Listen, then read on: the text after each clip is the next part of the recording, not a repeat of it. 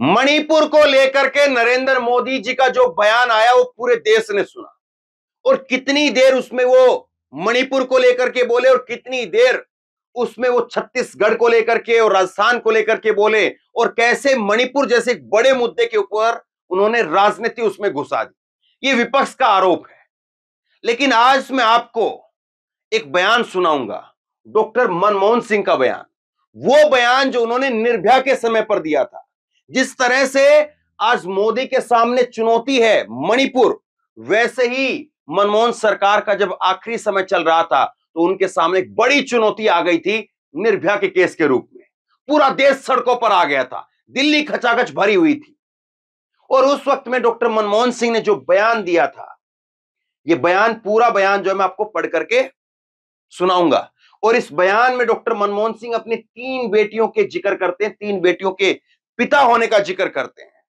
ये बयान पूरा सुनिएगा आप, 3 पन्ने का बयान है, और ये 3 पन्ने का पूरा बयान सुनिए, और इसमें देखिए, ढूंढने की कोशिश कीजिएगा कि जिस तरह से नरेंद्र मोदी ने आज अपने बयान के अंदर, जब वो मणिपुर को लेकर के जब उन्होंने बयान दिया, तो कैसे छत्तीसगढ़ और राजस्थान की एंट्री करा करके उसमें राजनीति कराई, तो क्या उसी तरह से डॉक्टर मनमोहन सिंह ने निर्भया के समय पर वो बयान में वैसे ही राजनीति की थी, या साफ गोई से बयान दिया था?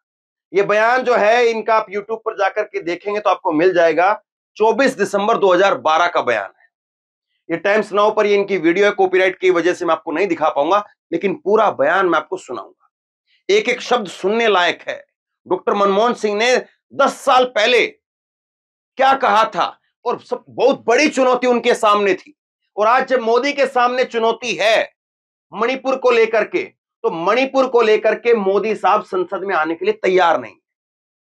विपक्ष कह रहा है कि मोदी जी संसद में आए, संसद में आकर के बयान दे, लेकिन भाजपा कह रही मोदी जी ने तो बाहर दे दिया बयान, अब बात खत्म करो, अब बयान नहीं देंगे। और दूसरा, उल्टा जो है 3 दिनों से संसद नहीं चल रहा, तो संसद ना चलने का जिम्मा भी जो है वो ठीकरा भी विपक्ष के मत्थे फोड़ दिया। और ये देखिए क्या कह रहे हैं इसमें, ये यहां पर कह रहे हैं कि संसद की कार्रवाई न चलने देने को लेकर के राहुल गांधी पर निशाना साध रहे हैं, और कह रहे हैं कि राहुल गांधी नहीं है इसलिए कांग्रेस संसद नहीं चलने दे रही है।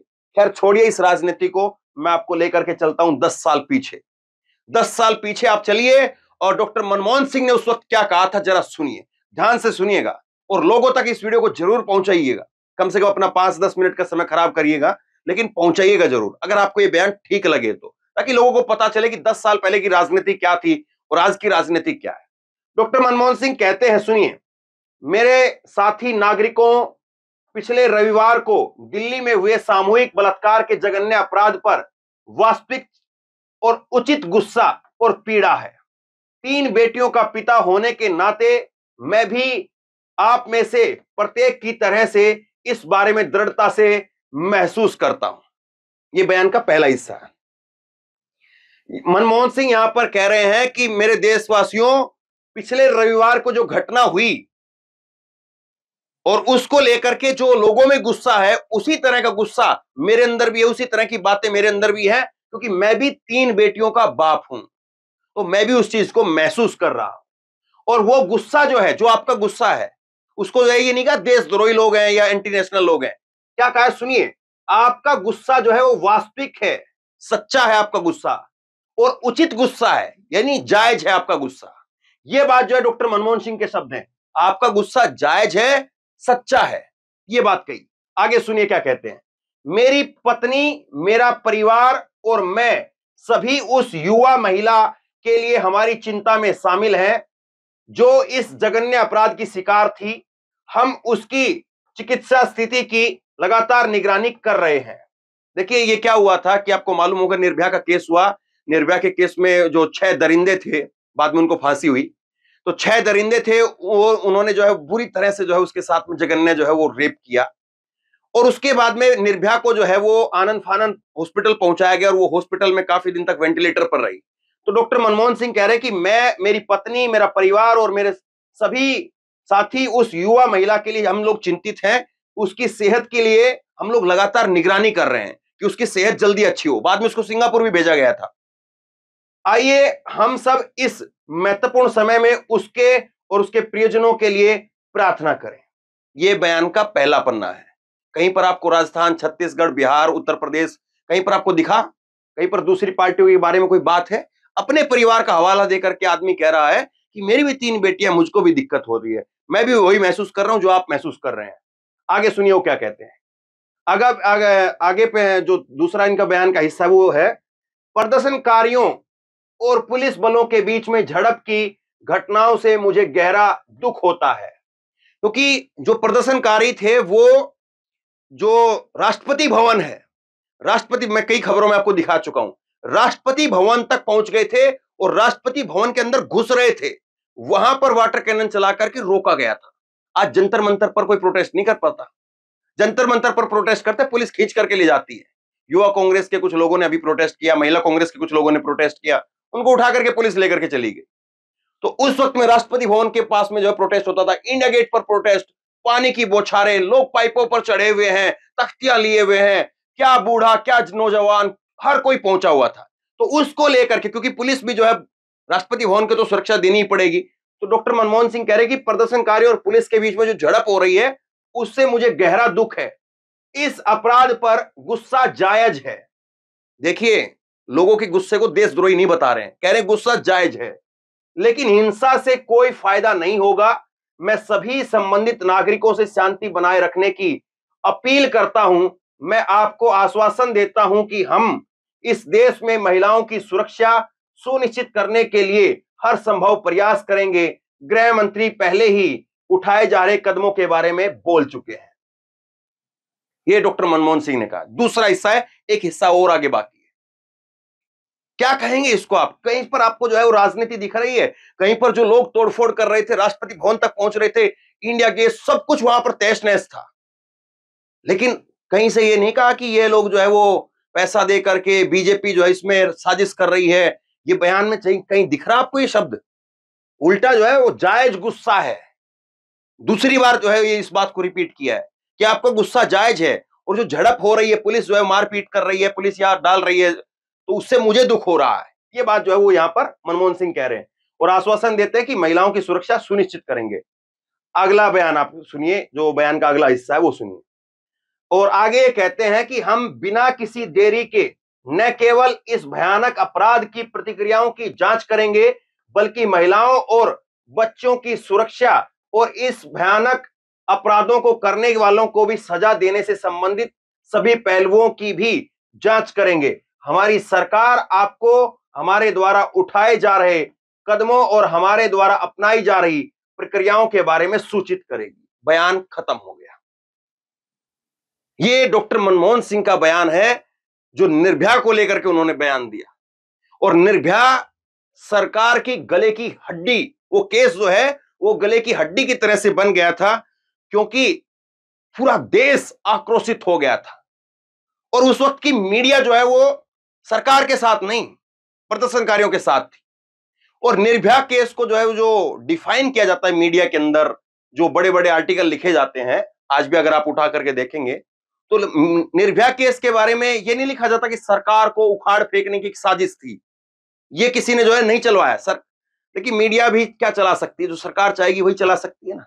लेकिन उसको जो निर्भया को लेकर के जो केस हुआ, उस बयान को जो है, जो पूरा जो मूवमेंट था, पूरा जो केस था, जिस तरह से भी पूरा देश इकट्ठा हुआ, उसको लेकर के जो लिखा जाता है वो मीडिया के अंदर लिखा जाता है कि निर्भया का केस एक ऐसा केस था जिसने पूरे देश को जोड़ दिया, जिसने पूरे देश को झकझोर दिया, ये लिखा जाता है। ये नहीं लिखा जाता कि बीजेपी ने बहुत बड़ी साजिश करी कांग्रेस के खिलाफ, ये नहीं लिखा जाता। आप पुराने जो आर्टिकल है वो निकाल करके गूगल से चेक करके देखिए, ये पुराना बयान जो है मैंने आपको निकाल करके दिखाया। अब बताइए कि कौन कहां पर कितनी राजनीति कर रहा है।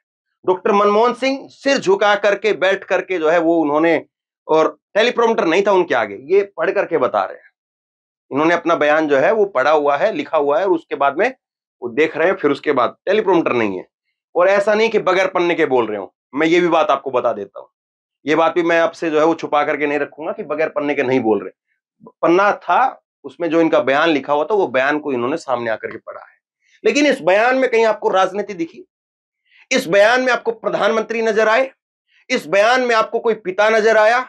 इस बयान में आपको कोई देशवासी जो उस घटना से गुस्से में था, वो आपको नजर आया, या इस बयान में कोई ऐसा प्रधानमंत्री आपको नजर आया जो विपक्ष को निशाने पर ले रहा है? ये मैं आपके ऊपर छोड़ता हूं। आप बताइए, आप इसको किस तरह से देखते हैं? अब कुछ खबरें आज की देखिए, आज की कुछ खबरें देखिए। एक तो जो है डॉक्टर मनमोहन सिंह के समय की खबरें हैं। अब आज क्या हो रहा है उसको जरा देखिए। संसद में आज की खबरें बता रहा हूं मैं आपको। संसद में मणिपुर मुद्दे पर चर्चा की जगह हंगामा हो रहा है। सड़क तो सूनी पड़ी है, सड़क पर तो कोई आएगा कैसे? सड़क पर तो टिकने नहीं देते हैं, और सड़क पर जब आएगा तो मीडिया दिखाएगी नहीं उसको, और फिर उल्टा जो है उनको देशद्रोही घोषित कर देती है। ये सरकार को गिराने के लिए जो है वो कांग्रेस का एजेंडा है, ये कह देती है। लेकिन संसद के अंदर, और वो संसद भी कितने दिन चलनी है? 20-22 दिन चलनी, उसके बाद खत्म संसद भी। उस संसद में भी चर्चा नहीं हो रही, मोदी साहब आ ही नहीं रहे चर्चा के लिए। और उल्टा जो है वो उल्टा साहब जो है राजनाथ सिंह, उनका बयान सुनिए। मणिपुर पर सरकार चर्चा के लिए तैयार है, लेकिन विपक्ष गंभीर दिखाई नहीं दे रहा है। इस घटना को गंभीरता से लेते हुए चर्चा होनी चाहिए। अब बताइए विपक्ष जो है वो कितना जो है हमारा नकारा निकम्मा हो गया है कि प्रधानमंत्री जी आकर के संसद के अंदर बोलना चाहते हैं और वहां पर विपक्ष जो है उनको मुंह बंद करके रखा हुआ है। समझ से परे बात है। यह बयान सरकार की तरफ से आना, सरकार कहती है कि विपक्ष बोलने नहीं दे रहा, विपक्ष चर्चा नहीं करने दे रहा। विपक्ष की कहीं हैसियत है देश के अंदर? कहीं पर सीट है, कहीं पर मेजोरिटी है, कहीं पर विपक्ष का तमगा तक नहीं मिला हुआ है, और कह रहे विपक्ष चर्चा नहीं करने दे रहा है। दूसरी बात देखिए, आज की बता रहा हूं मैं, पुरानी नहीं। पुरानी बताऊंगा तो डेट के साथ बताऊंगा। मणिपुर में रोज 100 एफआईआर, इनमें से 1/3 एफआईआर महिला उत्पीड़न के केस हैं। मतई महिलाओं ने आरोपी का घर जला दिया है। तो ये चीजें देखिए आप। कारगिल का एक जाबाज जो मैंने आपको खबर बताई, वो कह रहा है कि मैंने हर मोर्चे पर देश को बचाया, लेकिन अपनी पत्नी की लाज नहीं बचा पाया। कारगिल का एक सूबेदार वो इस बात को कह रहा है। और दूसरा देखिए भाजपा क्या कर रही है। भाजपा की जो है वो सांसद आती, मोदी जी की सांसद, लोकेट चटर्जी इनका नाम है, और ये बंगाल की घटना का एक जिक्र करते हुए कहती है, और रो पड़ती है प्रेस कॉन्फ्रेंस के अंदर। लेकिन वहां पर बंगाल के जो डीजीपी है वो कहते सबूत ही नहीं है। अब इसमें किसको सच्चा माने? बंगाल के डीजीपी को सच्चा माने, या भाजपा के मोदी जी की सांसद को सच्चा माने? और अगर इतनी बड़ी घटना है जिसको लेकर के लोकेट चटर्जी को इतना दुख हो रहा है, वो रो तक पड़ी, और इनके हिसाब से एक महिला है, उनके साथ में उनको नग्न करके जो है वो जो है दौड़ाया गया है, अर्धनग्न करके। तो अगर ऐसी घटना है और उस पर डीजीपी सरासर झूठ बोल रहे हैं, तो चिट्ठी लिखनी चाहिए अमित शाह जी को, गृह मंत्री जी को चिट्ठी लिखनी चाहिए। कुछ ना कुछ तो एक्शन होगा उस पर, पता चलेगा देश को कि कौन सच्चा कौन झूठा। और देखिए, मणिपुर में हमलों के बाद हुए थे रेप। ये आज की खबर है, नव भारत की। मणिपुर में हमलों के बाद रेप हुए थे। कारगिल में देश को बचाया, पत्नी को नहीं बचा पाया। ये जो है वो सीएम साहब कह रहे हैं, इस्तीफे पर बोले सीएम, शांति बहाल करना मेरा काम है, इस्तीफा देना मेरा काम नहीं। मैं इस्तीफे के लिए नहीं, मैं शांति के लिए सोच रहा हूं। अगर सोच रहे हैं तो 80 दिन हो गए साहब, कौन रोक रहा है आपको?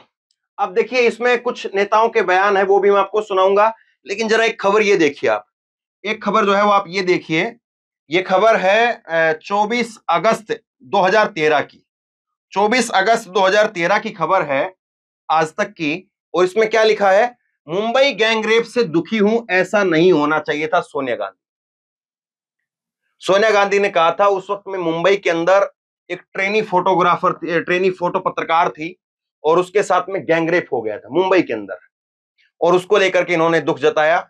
एक बात मैं और बताता हूं आपको, निर्भया की जब बात चल रही है, सोनिया गांधी की बात चल रही है, सोनिया गांधी जो है वो मिलने के लिए गई थी निर्भया की मां से। और वो तो आपको खैर पता होगा, ये बात तो खैर आज मैं आपको बता रहा हूं सोनिया गांधी की। वो आपको पता ही होगा कि निर्भया के भाई को राहुल गांधी ने पायलट बनाने की ट्रेनिंग दी, उसका सारा खर्चा खुद उठाया, और वो प्राइवेट, सरकार के तौर पर नहीं। और ये बात जो है निर्भया की मां ने कई साल बाद बताई कि राहुल गांधी ने मेरे बेटे को, निर्भया के भाई को, पायलट बनाने के लिए जो है वो ट्रेनिंग दी थी, ट्रेनिंग दिलवाने के लिए भेजा था। तो ये चीजें तो खैर अलग है। अब देखिए, अब बयान क्या आ रहे हैं निकल के, कुछ जो नेताओं के बयान आ रहे हैं आज की घटनाओं पर, वो मैं बताता हूं। ममता बनर्जी कह रही कि बीजेपी की बेटी बचाओ बेटी पढ़ाओ योजना अब बेटी जलाओ के रूप में तब्दील हो गई है। मणिपुर के अंदर ये टीम क्यों नहीं भेज रहे हैं? ममता बनर्जी का बयान है।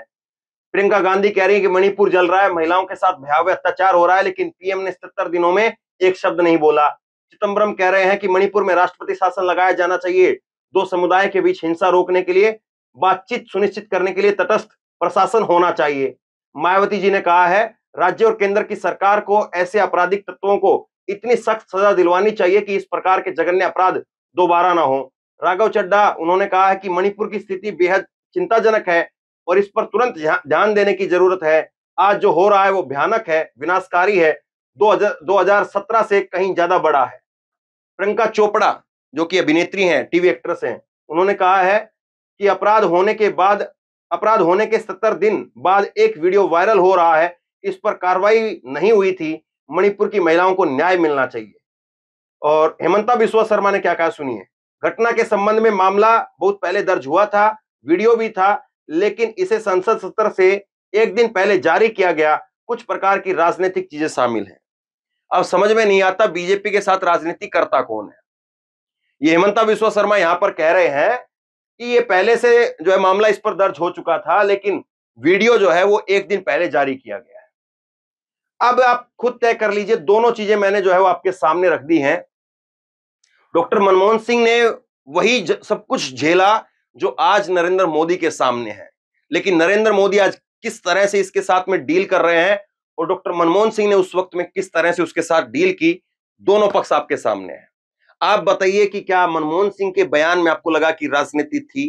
क्या आप बताइए कि आपको यहां पर नरेंद्र मोदी जी ने जो बयान दिया और उस बयान के अंदर 8 मिनट का पूरा वीडियो और उस 8 मिनट के पूरे वीडियो में 36 सेकंड के आसपास जो है उन्होंने मणिपुर का जिक्र किया और उसके बाद में वो छत्तीसगढ़ और राजस्थान का जिक्र करने लग गए। आप बताइए इसको आप किस तरह से देखते हैं? ये मैं आपके विवेक पर छोड़ता हूं। और दोनों को, डॉक्टर मनमोहन सिंह को और उसके साथ साथ नरेंद्र मोदी जी को, दोनों को इतिहास कैसे याद करेगा? क्योंकि आज 10 साल बाद में हम डॉक्टर मनमोहन सिंह का बयान पढ़ रहे हैं तो कुछ अलग तरीके से दिख रहा है। नरेंद्र मोदी जी का जो बयान आपने 1-2 दिन पहले सुना है वो कुछ अलग तरीके से दिख रहा था। 10 साल बाद देश का कोई और प्रधानमंत्री होगा तो उस वक्त में कुछ और अगर ऐसी कोई घटना होगी तो लोग उसके साथ कंपैरिजन करके देखेंगे। आप बताइए दोनों चीजों को आप कैसे देखते हैं और आपको क्या लगता है मनमोहन सिंह जी को आज लोग कैसे याद कर रहे हैं? आगे आने वाले समय में इतिहास दोनों को, क्योंकि 10-10 साल के प्रधानमंत्री हो चुके हैं, कैसे याद करेगा और किसको किस तरह से देखेंगे? नीचे कमेंट बॉक्स में अपनी राय जरूर दें। इस वीडियो को शेयर जरूर करें क्योंकि ये वीडियो और डॉक्टर मनमोहन सिंह का बयान निर्भया के केस पर शायद किसी और चैनल पर आपने नहीं देखा होगा, और लोग भी देख सकें, इसलिए शेयर जरूर कीजिए। और आप जो भी सोचते हैं नीचे कमेंट बॉक्स में लिख करके जरूर बताइए। और इसी तरह की तमाम खबरों के लिए ऑनलाइन न्यूज इंडिया को सब्सक्राइब कीजिए, घंटी है उसको जरूर दबा लीजिए ताकि वीडियो अपलोड होगी यहां से उसकी नोटिफिकेशन सबसे पहले आपके पास पहुंच जाएगी। अगर ये वीडियो फेसबुक पर देख रहे हैं तो वहां पर पेज को लाइक कीजिए, वीडियो को भी लाइक कीजिए और पेज को फॉलो भी कीजिए और इस खबर को शेयर कीजिए। धन्यवाद।